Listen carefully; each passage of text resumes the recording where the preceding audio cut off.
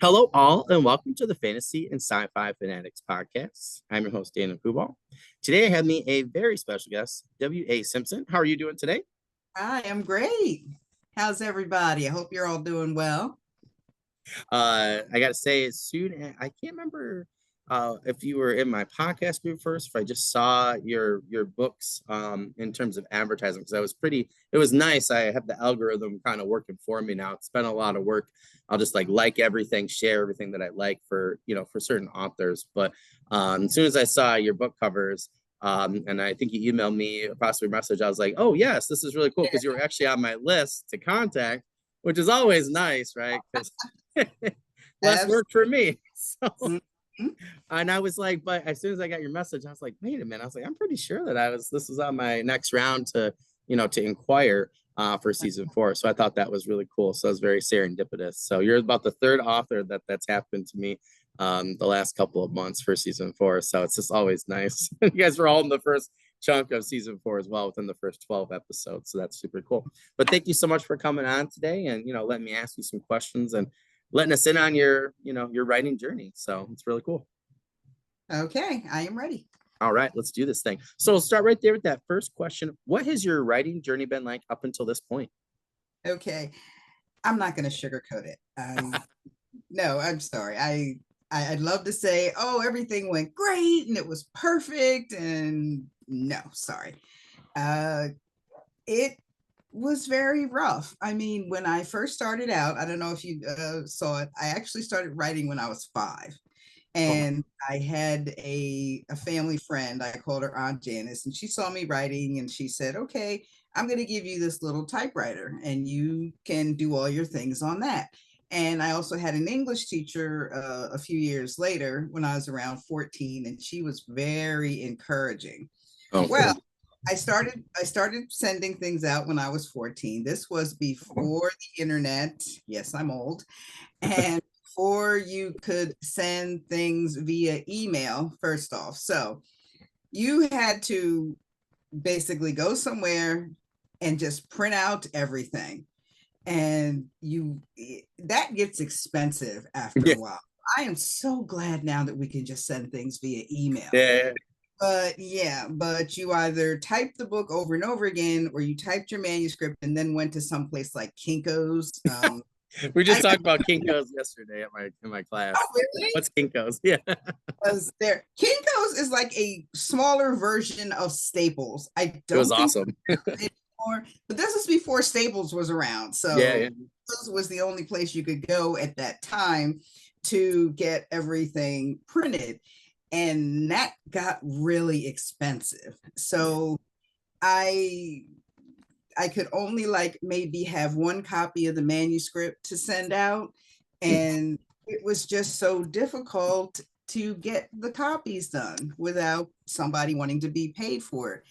So, no, I started sending books out. I was writing mysteries at first, and they weren't all that great. But when you're that young and you're just starting out, everything is brilliant. You Yeah. know, any editing or anything like that, and that didn't work out too well. It was very frustrating. I couldn't get a literary agent because again, there's no internet, Yeah. so you actually have to go to the library and get the what did you used to call that, the writers Oh, it was a digest? yeah, no, not digest, it was a Oh, book that you could get. oh my And gosh, I know what you're talking about. yeah, it listed all, I completely forgot, but it Yeah, I know what lists you're talking about though. Yeah, yeah. yeah, it listed publishers, literary agents, all Yeah. kinds of things, and you had to write the snail mail, and you had to put a self-addressed stamped envelope. And if they wanted you to have the copy, you had to send the typed copy. It had to be like, Times New Roman, 12 points, all that stuff.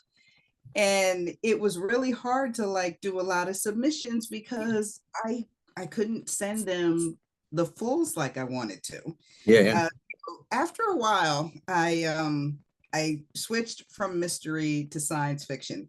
That was thanks to Ray Bradbury. I read a Cool. story of his, and I just completely fell in love. I was walking through the bookstore one day and I said, okay, let me see if there's some sci-fi stuff that I like, science fiction or fantasy.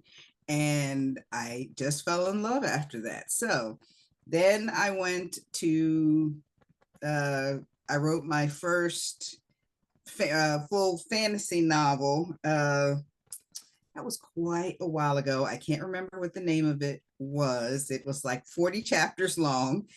So again, you have the problem of having to send the full manuscript Yep. and having to get it copied. So after a while, it was just like I just couldn't get anything done because you needed a lot of funds back then to Yeah, get yeah. stuff sent out. Now, of course, you don't have that problem now, which is good. Uh, but when I wrote a little young adult, it was going to be a series. Unfortunately, the publisher, they weren't very good, and then they got into trouble, and then people started suing them. And they wrote to me. The lady emailed me and was like, okay, well, are you going to stand behind me? And uh I said, yeah. I mean, you gave me my first chance. It was the first time I got something actually published, even though it was a small press. I said, I'll stick with you if you stick with me. Pure and simple. She was like, okay, that's good. We can do that. And like a week later, she emailed me and said she was breaking my contract, just kicking me to the curb. And I was like, yeah, I was like, what happened to me? I mean, I was just so confused. Yeah, And yeah. then yeah, and then they went out of business, and I had already written two and a half of this 4-book series that I was going Oh, to write. And after that happened, I was like, you know what? I'm done. I'm through. yeah. I mean, I don't know what the publishers want. I wrote to a friend and I said, I don't know what the publishers want. I don't know what the editors want. Don't know what the agents want. So I'm done with this. The problem with that is when you are a writer, even if you say, I'm going to give up, you never do. You still think like a writer. Yeah, yeah. And I could be somewhere and I'll see something interesting and I'll say, oh, that make a good story. Oh, Wendy, stop thinking like that. So, yeah. But after that, maybe like a few years later, that's when I wrote Tinderbox for the first time. And that actually took me 5 years because life did get in the way. It tends to do that, unfortunately. Yeah, yeah. Yeah. And I had sent Tinderbox out a couple of times, but I didn't get any bites. And then after that, I wrote a book called Gunslinger Witch. And I actually did that during Nano, got it done in a month. That was back in 2007, 17, I want to say. But I started sending that around to some literary agents. And my current agent, Ann Tibbetts, hi, she's fantastic. Uh, that's actually how I got her with Gunslinger Witch. And she sent it out and it didn't get any bites. Right now, it is actually at Bain Books. So we're Oh, waiting to hear cool. from them hopefully next month. And she just sent it out to Wednesday Books. That's that new imprint. I think is it St. Martin's who has that? I don't know. I'll have to look it up. But anyway, so after Gunslinger Witch didn't sell, she said, well, do you have anything else? And I said, well, I have this fantasy novel called Tinderbox. You want to see that? And that's what got me published. That Oh, was cool. with Flame Tree Press. And it's since then it has been pretty good because it is so much easier now to get things out there. Yeah. Go online, you can find grants, you can find your agents, you can find information about the agents to make sure, and the publishers to make sure you're not getting involved in a scam. You have Writer Beware with Victoria Strauss. I mean, I can tell writers right now, you guys are very lucky Yeah, because yeah. yes, because now you have all this information you can go through. And back when I was starting, when I was 14, it was just rough. So I'm very glad things are the way they are now, and Yeah, everything is sent out via email. I do remember Kinko's. I used to want to be an illustrator, so I was in community college, and I was like in all these art classes, and I think it Mhm, was like one book. I think that's where we went to Staples because we went to Kinko's, and it was mhm. like an alphabet book, and I mean, I think it had to have 30 pages in it, and I you like designed the whole thing, and I had illustrations, I had writing in it. It was like an alphabet book of like one of my worlds that I then repurposed for one of my current fantasy settings, and it was so interesting though because it was probably they're like, oh yeah, like $80, and I'm like, Oh, yeah. See, that's what I mean. this is for a class. And we go to Staples, they're like 35. I'm like, still steep at the time because I was making 4.25 an hour, minimum wage. But I was like, Ooh, what do you do?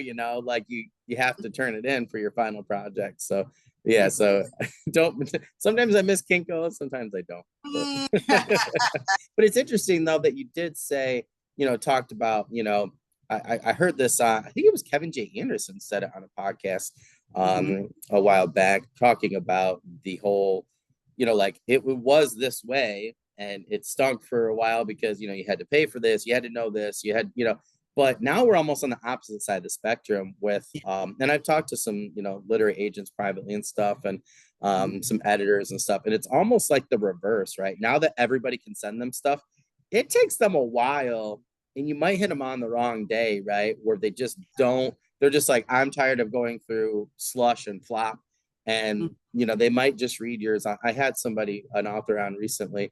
They're like, don't tell this story with my name. I'm like, that's fine, my editor, but I can say it without name. So they has essentially their editor was like, oh, this is crap, this is crap, this is crap. They go through all these emails, right? And then they get to theirs and they're like, oh, this is kind of crap. And then 2 months later, they had already sent the rejection over. They go, wait, this is really good. Like this idea. They went back, read this person's book, and then they offered them like a contract. So I thought that was a very interesting story. So Yeah, good, definitely. I got my coffee here. yeah. I cannot wait to get my second cup after I get done with work today. But that's really interesting. I have to say that we have a couple of Bane authors who I'm interviewing so really soon. So if you guys are seeing this and if you know anybody there, because to me a gunslinger witch sounds amazing. Like I would read that in a heartbeat. So Oh, thank I you. how is that not a thing already? Like I'm like, yes, please do that. So I just want to throw that out to our audience. If you're one of those authors listening, you call your editor, agent, or help everybody out there because I need to read that now. And I feel like they do a really good job with the cover too. Just in general, they have awesome ones. So yeah, it's super cool. All right. Well, now I have to get into our next question, which is question two. So, what genre or genres do you currently write in, and why? I know you talked a little bit about the genres, but why do you write in terms of these genres now? Okay. Mainly it is fantasy, high fantasy, epic fantasy, because like I said actually recently on another podcast, because the world can be rough, Yeah. and and I like writing things that will help people just get away from it all for a little Yep. while. Things that you don't think are possible in a fantasy novel. And I just like the whole mystical side of it and all the research that I get to do. Believe it or not, I love doing the research because you find out so many interesting things from like the medieval, not only the medieval period, but ancient Rome, ancient Great Britain, Ireland, and of course, there are a lot of African-based fantasies. I'm actually thinking of something right now that Oh, cool.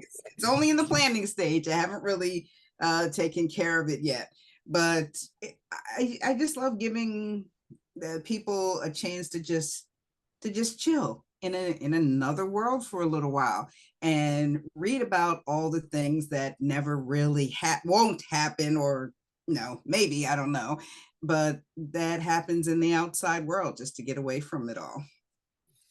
I totally understand that. I've had such a month of like being a teacher where it's just like I'm like, oh my God, I am a teacher. Like, and I feel like I've been watching Abbott Elementary season 4. The next 2 episodes are out, and Uh, I'm just like, I just connected that show so much because not only uh, where I started in Michigan in certain public schools where I'm like, I've felt it. Like we literally have and we're downtown Phoenix, Arizona. So it's like I've just had some crazy stuff, and kids have had, I mean, just nuts things, like things that like I had a kid, unfortunately, was leaving my classroom, left for lunch to go home in Michigan and got shot. Like he made it, but like he got shot.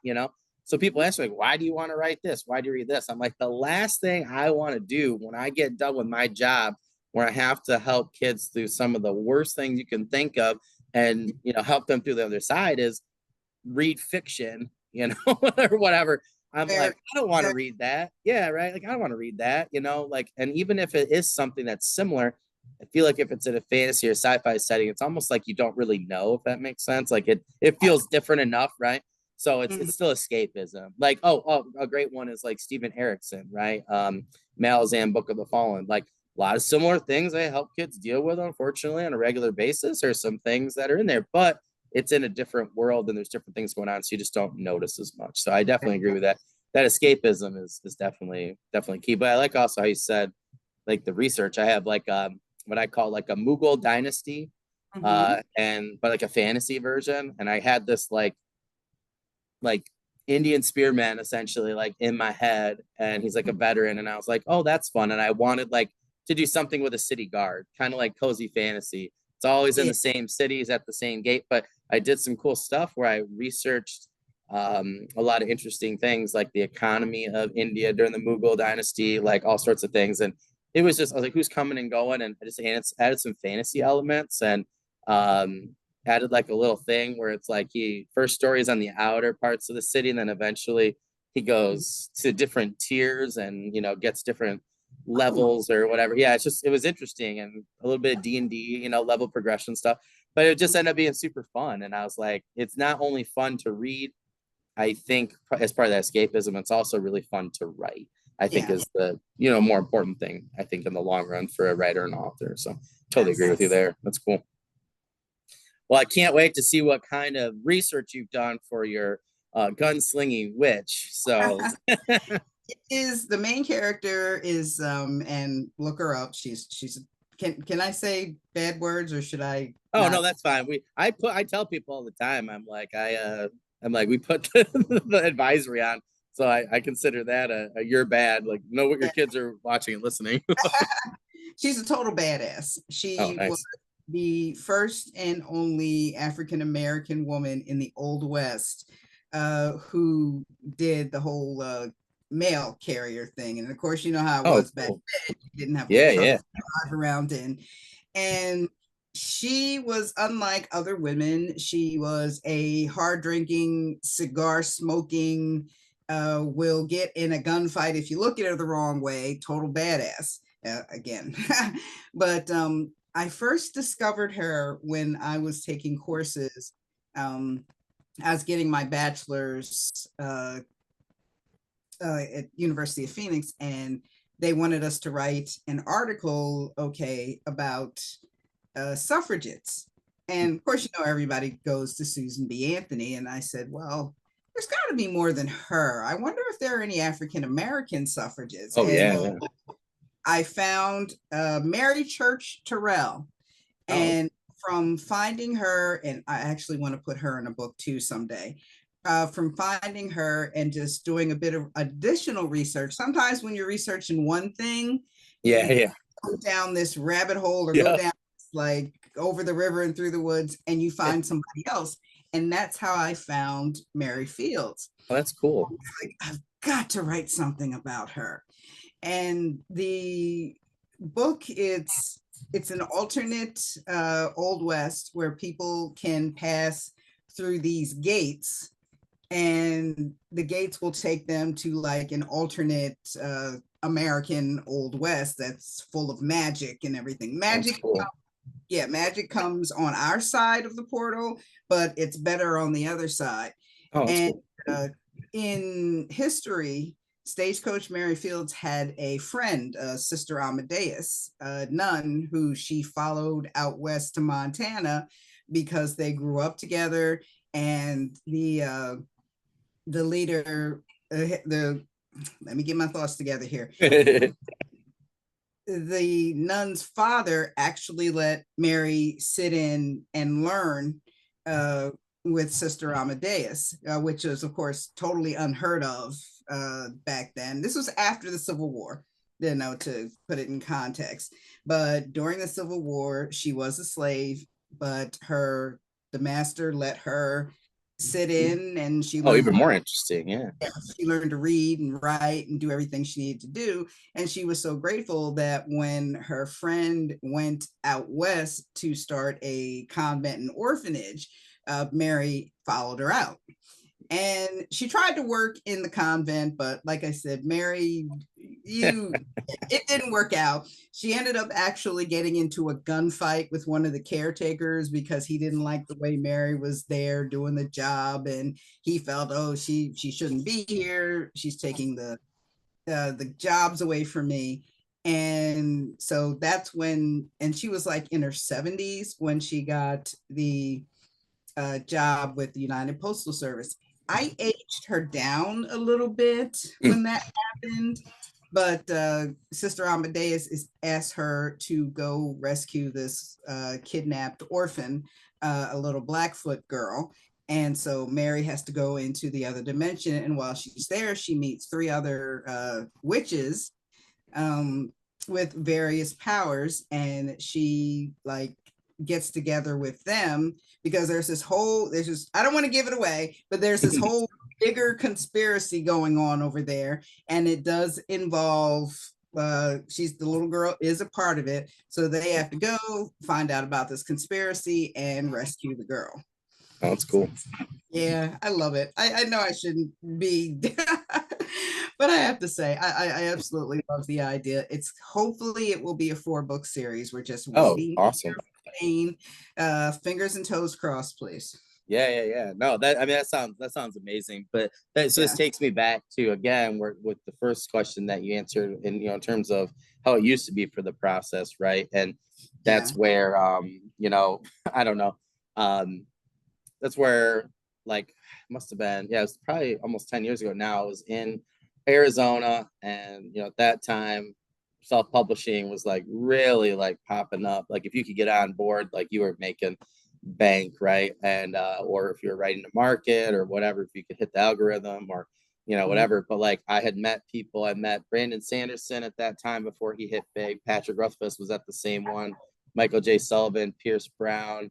um there were a lot of authors. I mean, it was Brian McCullum was there. What do you say? Where was where Oh, was this was in Scottsdale, Arizona, 10 years ago. They would all come with Kevin Hearn. Kevin Hearn put on this. It was both indie and traditional, right? Published authors. And Michael J. That's why Michael J. Sullivan was there. And it was so cool though because I went through at about. I was there at 8:30. I got in about 10:30. I didn't leave till almost 9:30 at night. I went through, just kept talking to people. I was like so excited about the traditional published people. And I thought, oh, some of these other people seem really cool. I hadn't heard of them. I hadn't heard of indie publishing at the time. So, and I go through and I was end up talking more to the indie published authors than even the published authors. My friend's like, you didn't talk to Brandon Sanderson or Patrick Rothfuss. I'm like, they were so nice, but they were so jet lagged because they were going through these huge tours. it? But I was like, no, I was actually talking to the indie published people because I had never considered that. They're like, oh, do you write? So I was talking to them, like, what do you write? And then they're like, oh, that sounds really cool. They're like, they're like, if you look at these people over here, because they were kind of sectioned almost like inadvertently indie published and traditional. They're like, look at our books and come back and tell me what you see. So I'm like, okay. So I'm going and I'm like, well, I'm like, you have a quote on so and so's book, same thing here. So that was one thing, was like the community itself was a lot different. But it's just interesting because it was also the books they were publishing. And I think it's so cool that within the last 10 years, like, let's say you can't sell that book to somebody, they'd be, I think, really stupid not to buy it for a 4-book series, because that sounds amazing. But it's nice that now you have that ability to self publish, Yeah. as well. because that's a book I really want to read. I can tell you right off the bat. Like I'm your audience. Like I'm a history teacher. I love when people bring in people that I don't know that much about historically. I traditional fantasy, sci-fi is great and everything, but I love what people are doing now in all genres. Really trying to come up with a unique idea, and that's a unique idea. So to me, that just sounds really cool. So I think that's really awesome. So hopefully somebody Bane, uh, or Wednesday, or Wednesday, yeah, either one, yeah. Maybe they'll get into what do you call it? A bidding war. Let's go. Yeah, we can do it on the show. That would be amazing. Yeah. That'd be so much fun. That'd be amazing. That sounds awesome. Well, I hope that somebody is smart and takes that because it sounds awesome. But now we get to my third question, which is always my favorite because I know how it is as a writer and as an author. You love your babies. So what are your tales from the Riven Isles books about, and how did you come up with this idea? Okay. It started off, of course, with Tinderbox. Now, you're familiar with this Hans Christian Andersen story? Yes. Okay. Yeah, I was going to say, go read it if you're not, because it's a really good story. I was reading it one day, and, I came to the end, and how in the end, the soldier who kills the old witch and ends up king and kills the old king and queen. And he does all this stuff because he has the tinderbox, and the tinderbox has the 3 magical dogs. And he uses the dogs to get him riches, and he used them to kill the monarchy. And he just left the old witch lying there dead as he went about conquering and doing all this stuff. And after I read it, I thought, is this really the end? I mean, this guy did all this stuff and he got away with it. And now he's king and he's rich and he's married to a beautiful woman. And the poor old lady is just still laying there on the ground decomposing. So I said, what if, this is my thought, the old woman had like an apprentice, like a granddaughter. And the granddaughter, who is Isbeth, was away in this other country learning magic. And she came back and she found her grandmother dead. And she was like, okay, I am definitely going to find and dispose of the person who did this. Now, meanwhile, the king is not satisfied with just being king of this one country. He's going about trying to conquer other countries. And every time he does, he takes a captive. And in this case, one of the countries that he took over, he took a prince named Bram. So Isbeth is trying to get to the king, get the tinderbox back. Bram wants to get to the king just so he can go home and, keep the king from further usurping other people's countries. And so I just actually worked from there. And while I was researching more about Hans Christian Andersen and his stories, there were a few that I'd actually not read before. Tarotmancer, that's the second one. It actually isn't from a Hans Christian Andersen story. It was actually from the Renard the Fox story, which is a French fable. Are you familiar with that? I've heard of that. I have not read it though. It's about a fox named Renard. He's a real jerk, and he likes to play these really cruel tricks on all the animals in the kingdom. It's like an anthropomorphic thing going on. And he always gets away with it. And if somebody brings him before the king, he talks his way out of it. He flatters the king. The king's a little bit of a, he's, I can't describe what the king is like, but easily, well, it says in the actual story that the king is easily flattered, he's easily fooled, and he's greedy. And all Renard ever has to do is either flatter him, say something to fool him, or promise him riches. And he's like, okay, Renard, you can do whatever you want. Well, in the end, he was never punished either. So I thought, what if the old king dies and his son takes the place, and his son is not like the old king.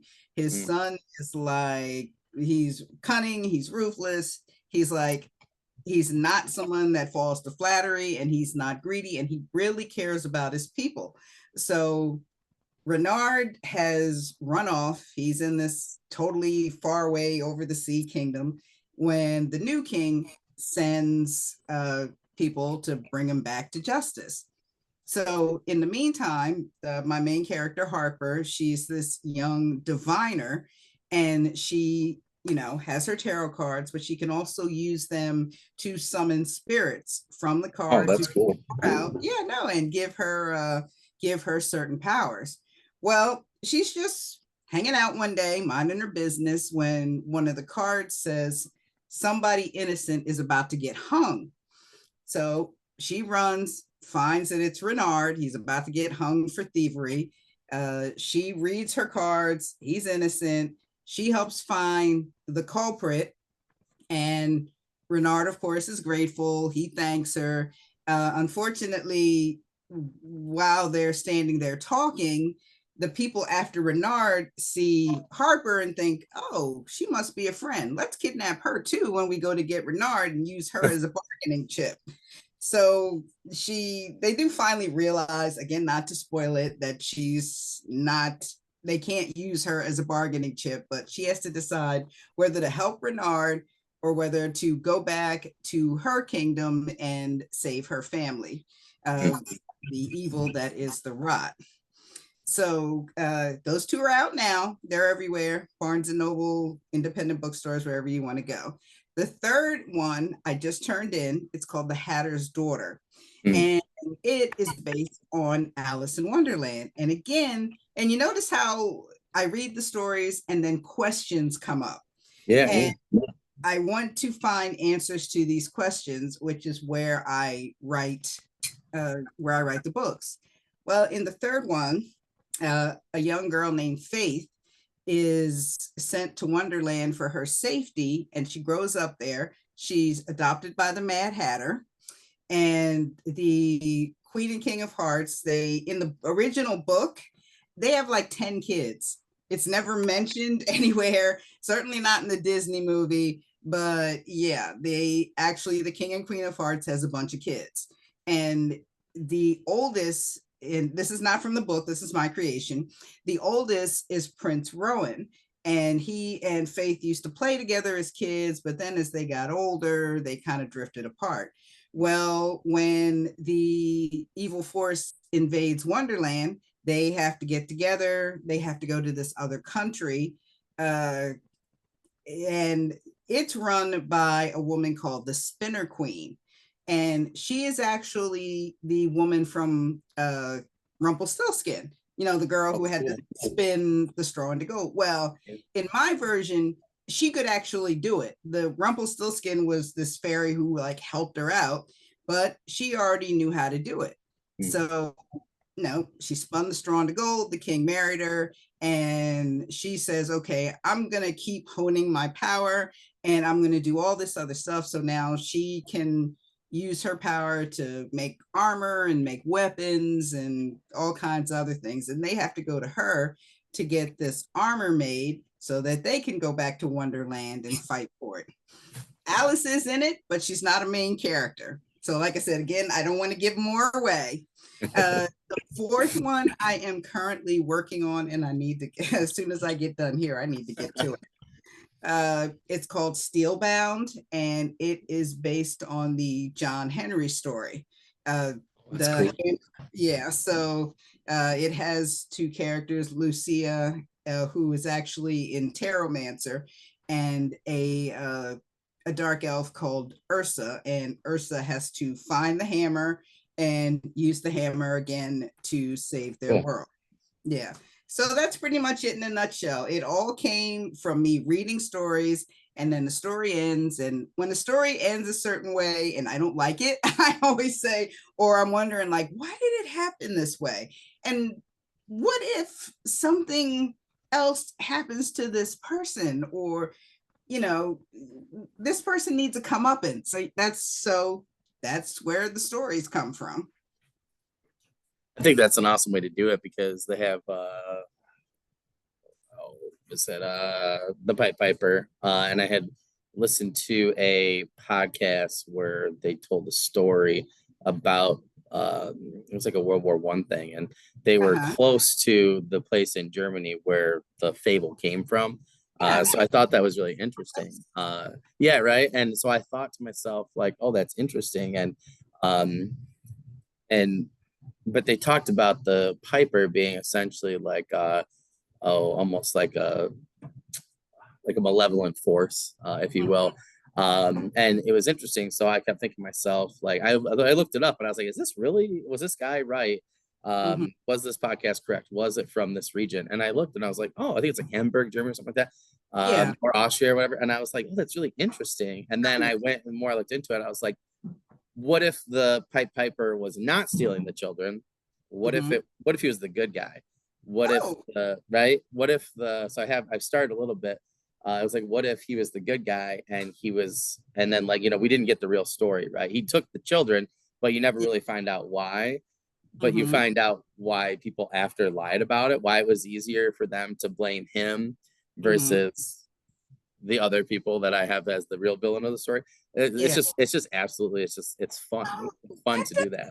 So, you're writing that now, or is it already out? I put it, it's on my shelf. I started it and then I had a couple things to figure out. And currently I'm just like, I have like three novellas that I have in the pipeline for next year. And then I actually just fixed, I wanted to do something with my urban fantasy character. He's a monster hunter. He's a ex-Marine.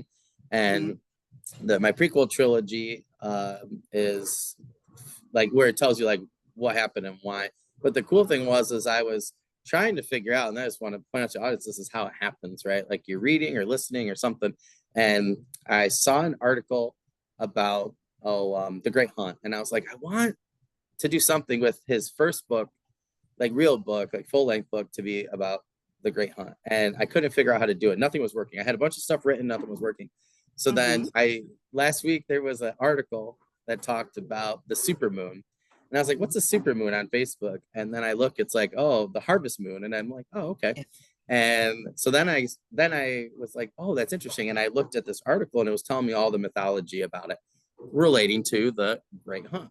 Or the Mm-hmm. Wild Hunt, and I was like, "Oh, that's interesting." And it reminded me some points of the Great Hunt for like Robert Jordan and aspects he was trying to capture. I think he did really well, but it was still from that main mythology. And it ended up where I was able to come up with it, and I ended up finding like a Celtic song, like a Celtic rock band that had a song, and then I was like, oh, that's kind of cool. So it was like a bunch of pieces came together, and now it's like really neat. So the first one I have is called like the Hunter's Moon, and it all just kind of fell into place because of one little article that I clicked on Facebook. So it's like 2 years worth of work all of a sudden. So I ended up outlining like 11 chapters like right off the bat. So it is funny, right? How you get done reading something. I think those are the stories that if it sticks with you where you feel like you have to write something, I think those are the things you have to write. Yeah. Because I think that's the story that wants to be told and needs to be told. So I think it ends up being better, even if it takes you a while or whatever. But yeah, that's super Absolutely. cool. What is that Pied Piper one though? Because I want to read that. Oh yeah, well I have a couple of cool characters because I don't know, I wasn't really a fan. I know people are gonna like hate me, but like Grimm, the TV show back in the day, like it was decent, but like I wanted there to be like two brothers, and off of the Heath Ledger and Matt Damon brothers Grimm, I Yeah. actually really liked that movie. So I went to watch Grimm, and I was like, yeah, I like it, but not as much as the movie. So I went back and watched the movie, and then the Hansel and Gretel movie came out. Um, oh my gosh, with Jeremy Renner, and I'm blanking on her name. I love her. She's such an amazing actress.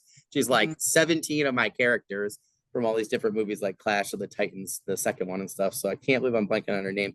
But she's amazing. So she was so cool. And I was like, oh, that's a really cool character. And it made me want to put other really cool characters like that with the Pied Piper. So he actually is like part of a crew and not just himself. And there's a little bit of I love D&D, so there's like a little bit of D&D aspect in there. But it just has been so much fun because I was like, what other stories or myths I'm like could I pick from? Kind of like you have. I'm like, I have a witch from somewhere. Don't want to give it away.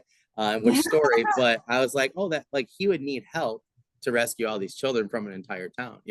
And then I had a couple. Then I was like, oh, the problem is I need a couple other people. So I had a couple of other people and end up my friends like it's like a Fable. Like you just took a bunch of like it formed a D&D party from Fable stories with the Pied Piper, this witch, and these two other characters that are in the story later. And I was like, yeah, it's just really cool, and it just has been a lot of fun. So I had a couple things to work out. So I am interested in going back.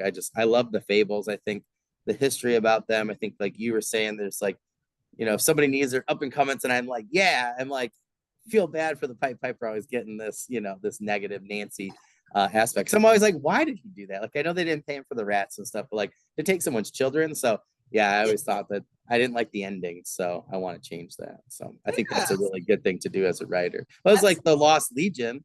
I'm mm-hmm, like, they said now they're like, oh, we think it was a clerical error. Like they mm-hmm. think they ended up in Hispania somewhere, and I'm like, really? I'm like, one of the most like the top two legions ever. So I put them with zombies in the UK. Um, yeah, like you think they're fighting the Picts, they go to fight the Picts, and then they both have to end up fighting zombies, and then I have some stuff happening after that. So I'm like, it was unsatisfying of an ending for me. So I think life is stranger than fiction. So why not throw some zombies or magic or something in? So I think Mm-hmm. that's really cool. Sounds good to me. I like it. Yeah. Well, I love the title, like Mad Hatter. I was like, oh God. I was like, anything with the Mad Hatter, I've just been obsessed with because when I was in Arizona, same year as I went to this conference or this thing at the Poison Pen with all these writers, I went to the Phoenix Comic Con, and there was a booth, and they had a Mad Hatter story. It was both a book and a graphic novel. Remind me, I'll have to look in my collection. I'll send you the title. But it was what if Alice was a princess and the Mm-hmm. Mad Hatter came to Earth and had to rescue her and then protect her. And he had like his hat had like knives and blades in it. He had Oh, and he had magic. Like it was such a cool concept. And I'm gonna have to read it. I read it years ago. It was amazing. I think it'd be right up your alley. It mhm. was so cool. And I keep thinking to myself, like, they had to have done a second or third one by now. So I got to Oh, go back, read the first one. So remind me, and I'll send you the title. yes, I found it definitely. again. Yeah, it Mhm, was super cool. But I'm thinking like those are the kind of ideas where I'm like, oh, you take a little bit of history or a fable or a myth, and then do something interesting or unique with it. And I mhm. think that's just where the best stories are. So at least to me, I think it's really fun. No, no, I agree. Absolutely. I definitely love when people do it for urban fantasy, like Kevin Hearn, Patricia Briggs. Oh my gosh, like Mhm, I love her writing. It could be whatever in urban fantasy. I mhm. haven't read her fantasy before that, but her urban fantasies I just love with Mercy Thompson, Alpha and Omega. The last one, Wild Sign, was just so good because she just does such a good job of taking like history, Mhm. magic, myth, and the real world and blending them together. Where it's like just like you're like that's a piece of art right there, and it's just and I go in and I get sucked into the story right away, and I always end up getting something out of it as a reader or writer. So those I think are always like I think that's why I like Mhm. like your type of stories when people do that because I don't know that's also what I like to write. So I think that's why I like to read those things. But Mhm. super cool. But we're gonna dive in here a little bit more. That was an awesome answer. So I'm really curious about this for all three stories, really. How did you approach the magic system in your novels, and what did you do to make your magic system feel real? Okay. Um, on the Riven Isles, it was actually created from Jack and the Beanstalk. Oh, Okay, you know how he got the beans, he buried them, and a big old beanstalk grew, and he went up and saw the giant. Again, we have a question. When he chops down the beanstalk, nothing really happens. Now you oh, figure something that big and that tall, if you chop it down and it yeah, falls, yeah, it's gonna take out like a lot of land and cause yeah, a lot. yeah, So apparently, the Riven Isles was created. Used to be this one big continent, and then when the celestial, they call it the celestial vine, when it fell, it broke everything apart. mm, So that is where the magic in the Riven Isles comes from, the celestial vine. Anyone with the gift can draw from the vine and do and perform magic. Now, if you take too much from the vine, it will mark you.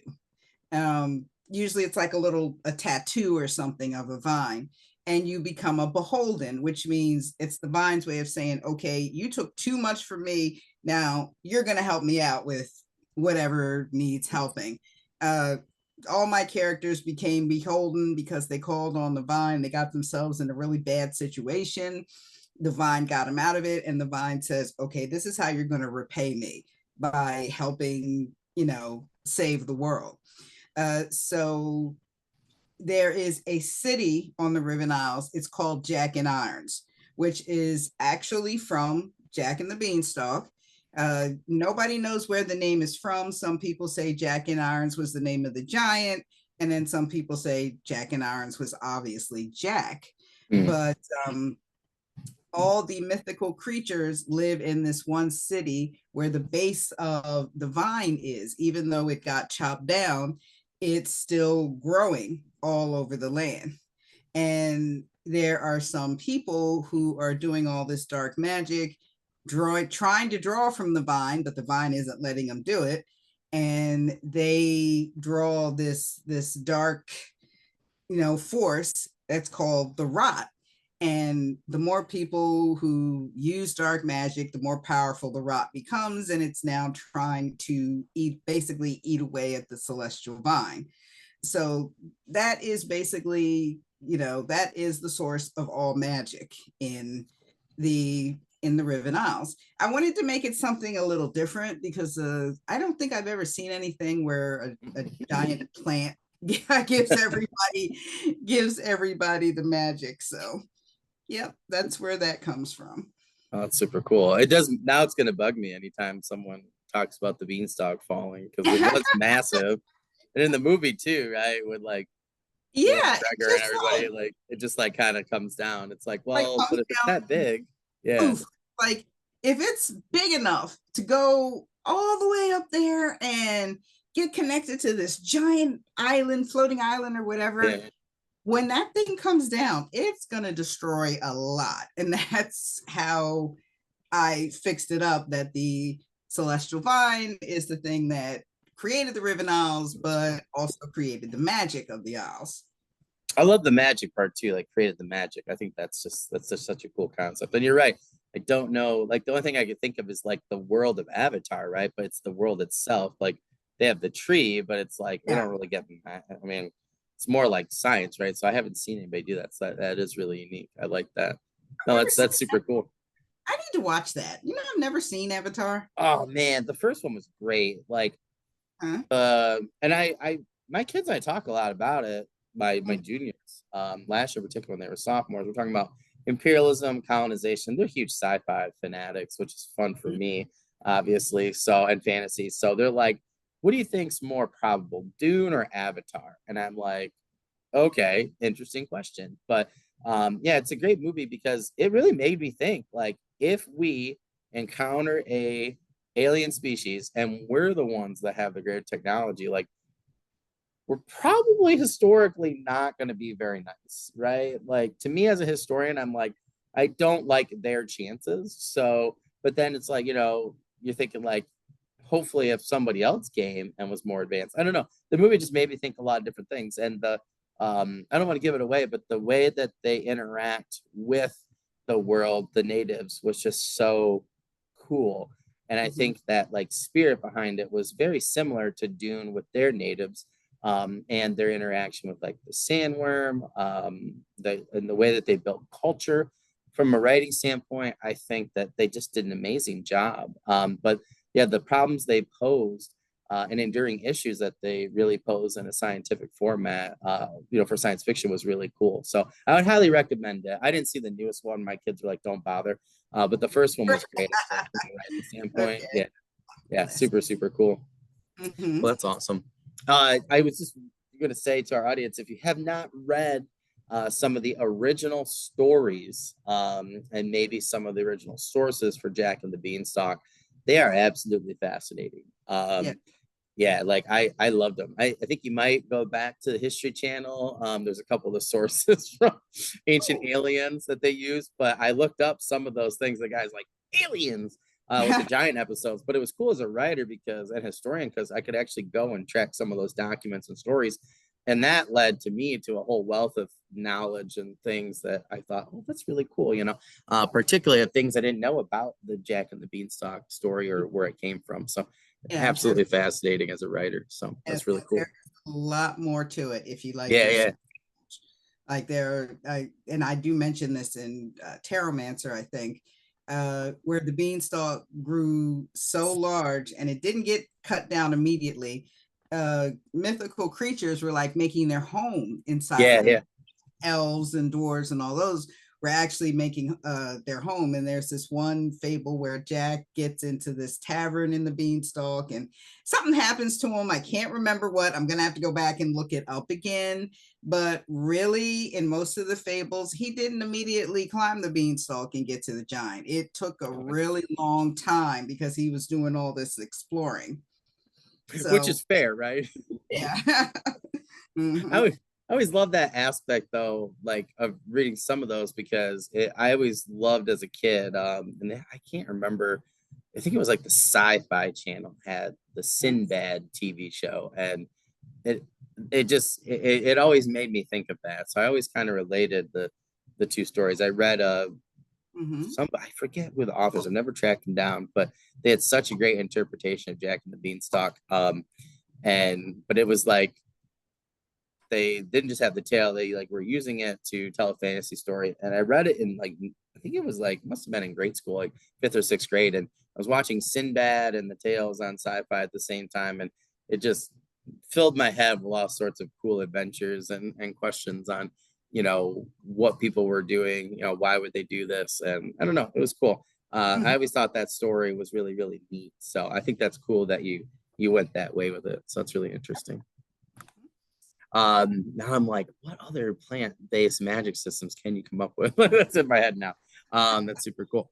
Um, so you kind of talked a little bit. That kind of goes into the world building in particular. But so was like the magic system and the stock itself, was that kind of your focus from that story with the world building, and was that the approach you took, or did you kind of go about that in a different way?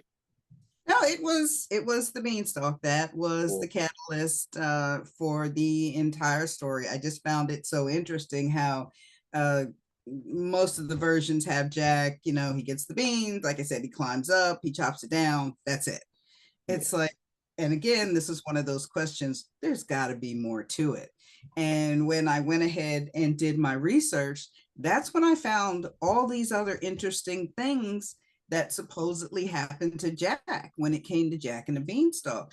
And it doesn't seem like anyone, and not that I found, I'll say, Yeah, that yeah. anyone ever touched on these other things, like about all the mythical creatures actually living inside the vine. What happened to them once the vine fell and everything was destroyed? So that is basically what the Riven Isles is. It is all around the celestial vine. Pretty much everybody worships the celestial vine. There are some people that don't, but you mainly, especially people who are gifted. I know that's a term that a lot of people use for magicians and magic workers. Oh And yeah. yeah, and in this world you have witches, necromancers, sorcerers, and oh my goodness, I forgot the next one. I just can't believe I forgot this. Been there. Necromancers, witches, and sorcerers, and those are like, and they all have their little offshoots. For example, although Harper is a witch, she's a diviner. Each one has their little offshoots. Like, for example, someone who's good with the elements, depending on which element, they could be a witch or they could be a sorcerer. The sorcerers deal with elements of like the air and lightning and the cosmos, that type of thing. But they couldn't do earth magic at all because that's not their purview. That's Mm, totally witches. And of course, necromancers, they deal with the dead and that type of thing. And they have all those little offshoots as well. yeah. I'm hoping to like get deeper into this. This isn't my first visit to the Ribbon Isles. I'm hoping to do more like later on down the road. Yeah, yeah. No, it's really cool. That's awesome. Well, that's very interesting.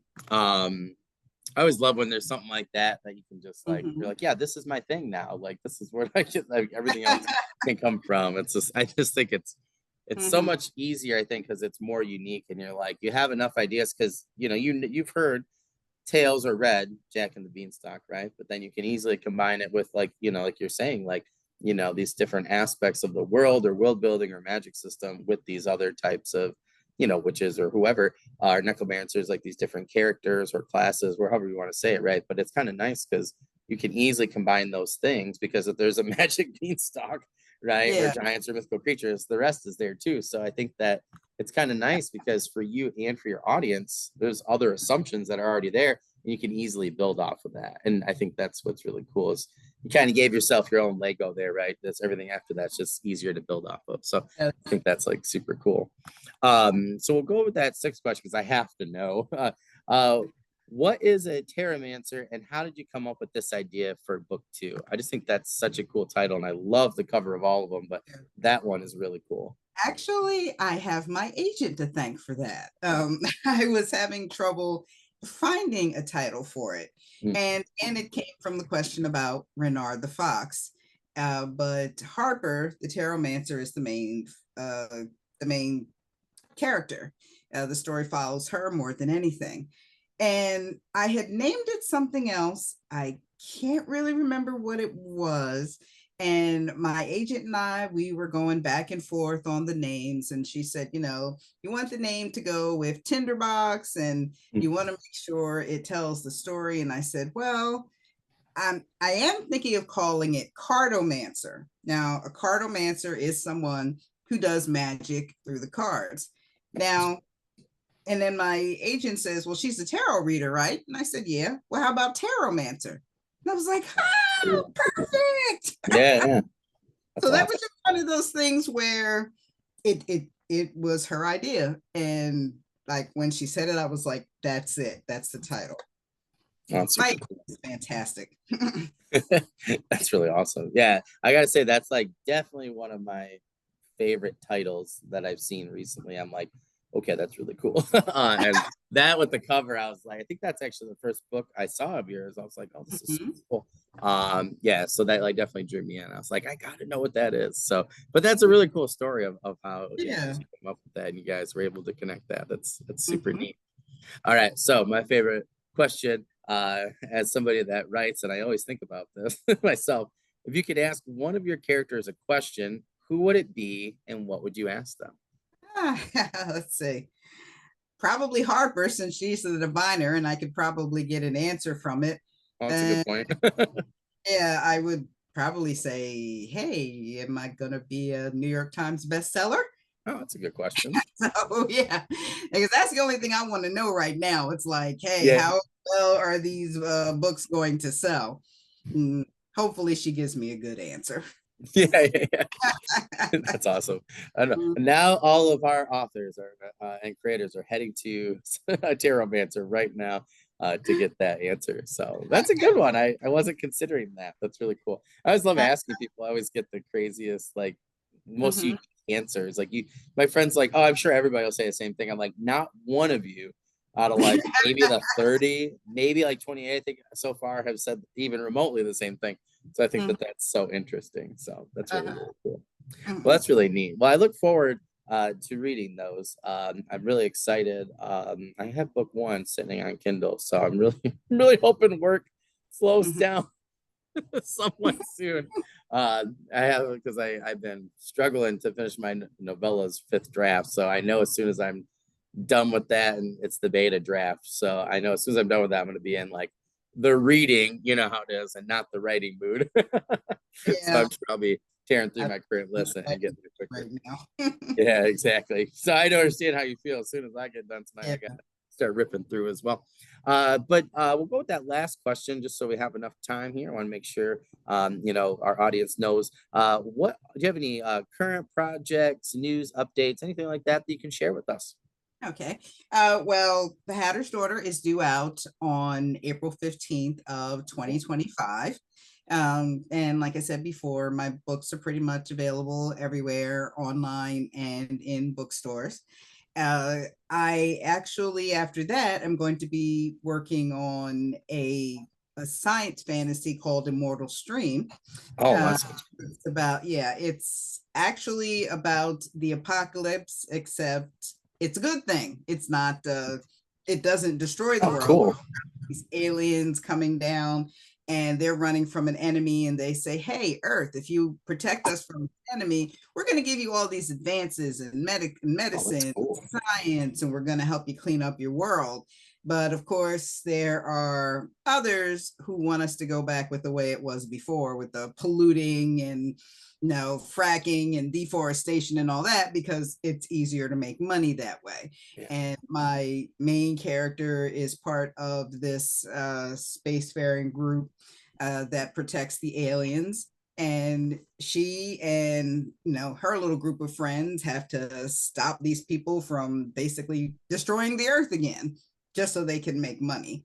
And I have a middle grade contemporary fantasy called The Girl of Morning Glory. And it is about a doll who is given life because she has to answer questions about life and about death. And I'm pretty good through that. Hopefully I'll have that done soon once I get Steelbound done. But if you want to see examples of what I'm working on, you can go to my website under WIP Work in Progress, and it'll tell you like all about the things that I am working on Cool. right That's awesome. I love your website, by the way. I really. now. This is it in the background. Yeah. I was on it the other day. I was like, oh, I really like this website because think I had just been on like Amazon or Goodreads or something. So when I was like, oh yeah, I always like to go to people's website. I always get something good out of there. But yeah, it was a cool one. So I just wanted to point out to our audience, so if you guys are new, you just go to the description.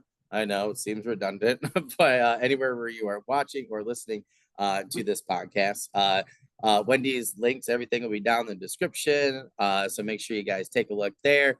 Get any news updates, things like that. So we just want to remind our audience, we're really trying to push really like the last 3 seasons almost, but it's just so important every time we talk to somebody, those reviews for products that helps people who are authors, people who are creators, people who are artists, people who are copy editing, proof editing, editors, things like that, agents even too, right? So it just helps everybody in general. So if you guys could just make sure you do that once you're reading or listening or watching a product, that would be absolutely awesome because we want more products from everybody. So I think that's the best way to do it. Well, I want to thank you so much for coming on today. This was awesome. I look forward to seeing what you're doing in the future, and I can't wait to talk to you again and kind of check in the spring or something like that and kind of see where you're at with everything. So it's going to be really exciting. So that's I awesome. had so much fun. Thank you so much for having me on. I love Yeah, doing yeah. Not a problem. Remind me though on Facebook, and I will, when I get home this weekend, I will take a look and I'll send you the Mad Hatter story because I think it'd be like right up your alley. So it was super, super cool. But I think you enjoy it. That's Sounds awesome. good. Well, I hope you have a great rest of the day. If you need anything at all, my friend, just hit me up on Facebook message and we'll chat and I will help you as soon as possible. And look for my email and I'll send you this scheduled episode and we'll be all set. So Excellent. Thanks very much. You have a great rest of your week, a good you weekend. too. Thank you so much. I'll see you later. Have a good rest of the Bye. day. Bye, All right. everyone. See you guys.